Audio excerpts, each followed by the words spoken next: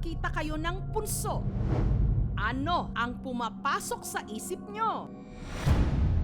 Ang kusina ng pamilya Lopez sa dati nilang bahay sa Kidapawan sa North Cotabato, tinubuan ng punso. May tao na nagsabi sa amin na sirain po daw yung bahay ng duwende. Hindi daw maganda yung puntod nga dyan sa loob ng bahay. Sa paniniwalang malas ito, ang punso sinira ng padre de pamilyang si Gary. Ginapalak po ma'am, tapon ko sa malayo. Pero makalipas ang ilang buwan, ang tatlo nilang anak na sina Ganggang, Obo at John John, 17, 12 at 10 years old, bigla na lang daw nagkaganito. Ang kanilang mga braso at hita numipis. Ang siko at tuhod tila tumupi. Bumaluktot din ang kanilang mga kamay at paa.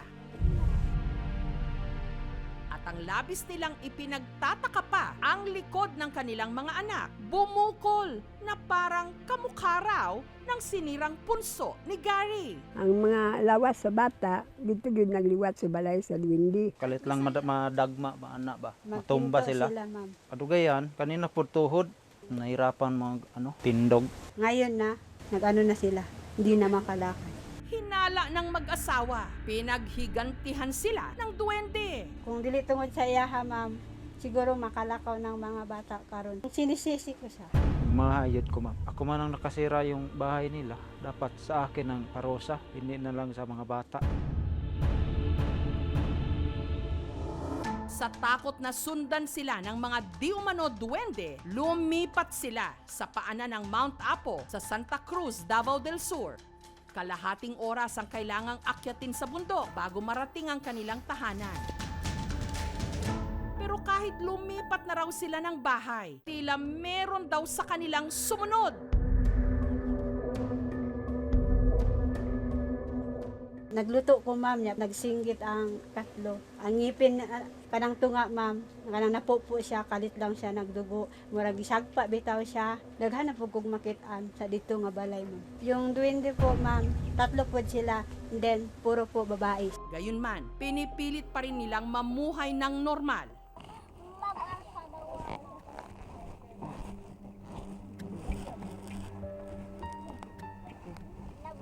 Bugunit gang, bugunit ah.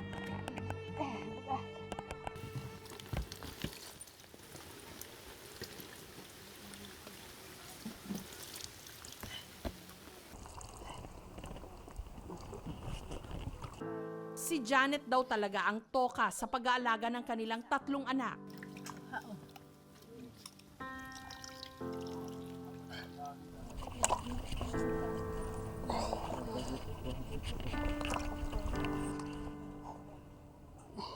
Kaning kamot po siya, ma'am, nga kabalugin siya manot brasin ko.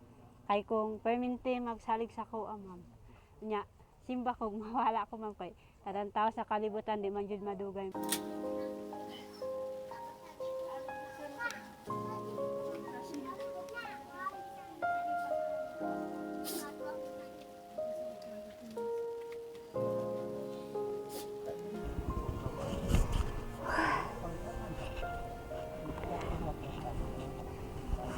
Kapoy po, ma'am.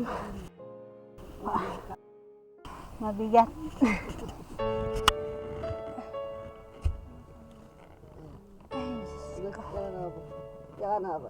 Kami sa kuha po. Hindi lang. Agay, nagabirhag.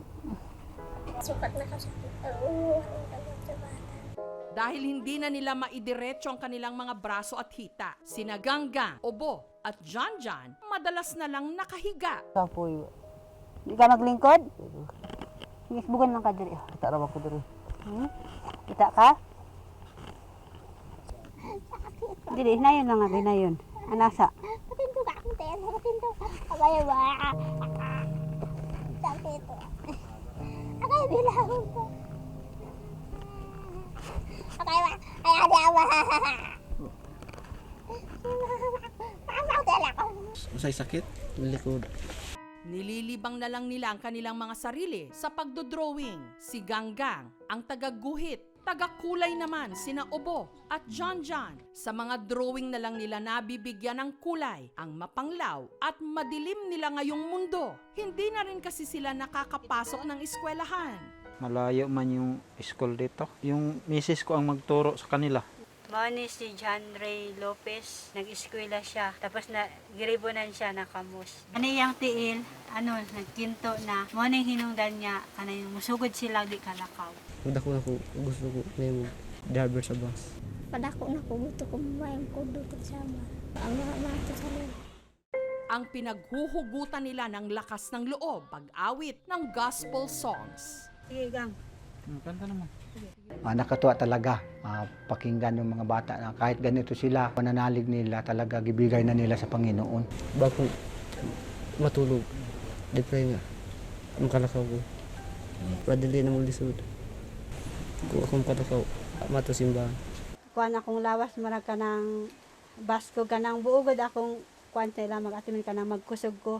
Tungod rapod sila hamam ka ng mukanta-kanta sila sa kanta sa Ginoo. Na dito na po gumurag ka ng ila kong i-encourage ba. Nya ka nang makasulti po ko ma'am og negative. Mayo pa, mamatay na lang ko, mag-anak ko ma'am kay, para makapahulay na ko kay dili na nako kaya, mag-surrender na ko ma'am. Pero maingon sila sa kuha ma'am nga, ma, kung manghikog ka ma, wa jud kay kaluwasan ma, sa impierno ka ilabay.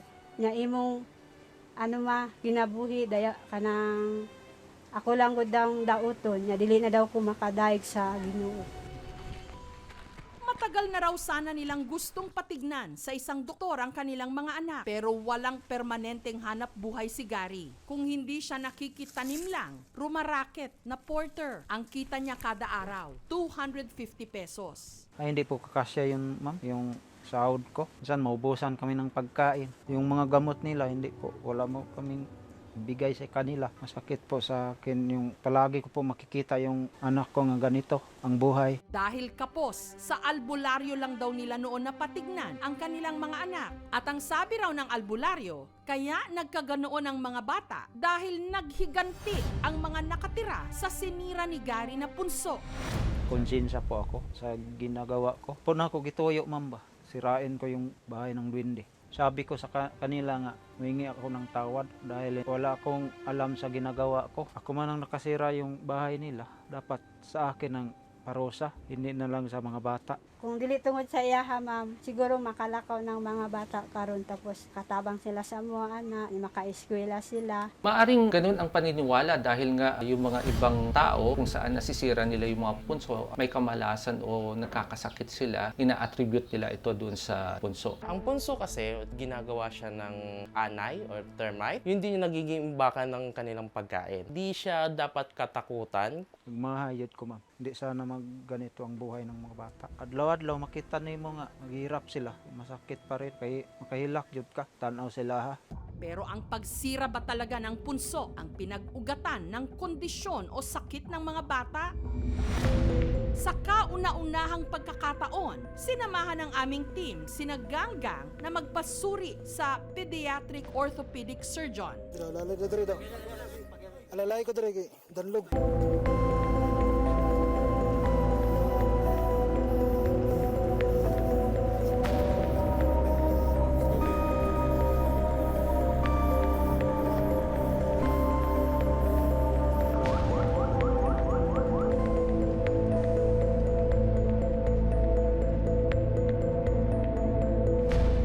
Nalaman na ang sanhi ng kondisyon sa buto, hindi dahil sa sinirang punso o puot ng duwende. This is genetic disorder that we call the Duchenne's muscular dystrophy that would lead to progressive weakness and deterioration of the muscles. Unfortunately, this is a progressive disease and patuloy na pong mag-deteriorate yung condition ng ating mga pasyente. The best thing we could do now is rehab and physical therapy. As of this time, there is still no curative treatment. Bibigay tayo ng steroids, gene therapies. Pabagali natin ang paglala ng sakit. Pero again, hindi ito lunas. Pinakamahalaga talaga is yung suporta ng kanilang pamilya kasi lifelong ito.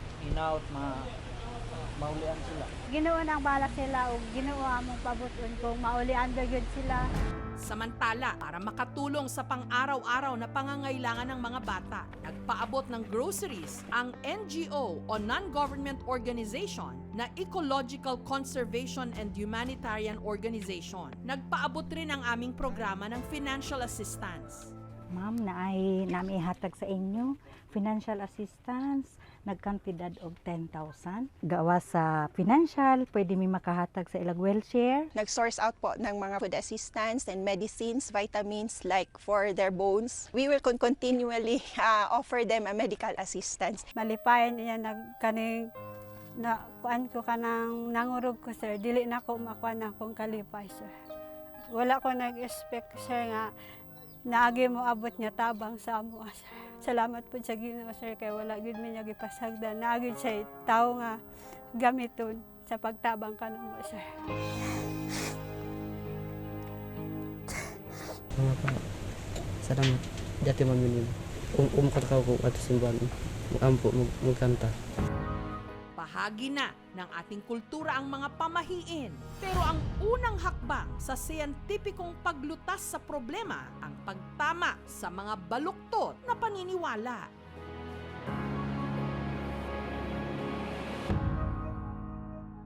Thank you so much mga kapuso. Kung nagustuhan niyo po ang videong ito, subscribe na sa GMA Public Affairs YouTube channel. Don't forget to hit the bell button for our latest updates.